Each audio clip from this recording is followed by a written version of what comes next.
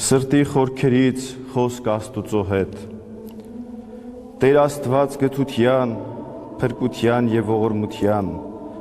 քավության եւ նորոգության, բժշկության եւ առողջության,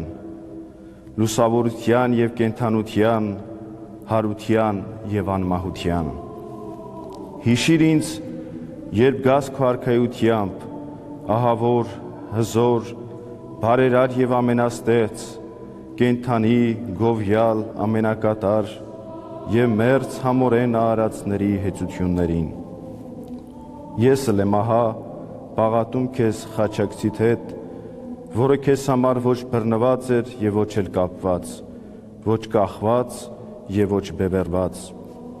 ոչ խոշտանգված էր մեծիդ անունով եւ ոչ անարգված,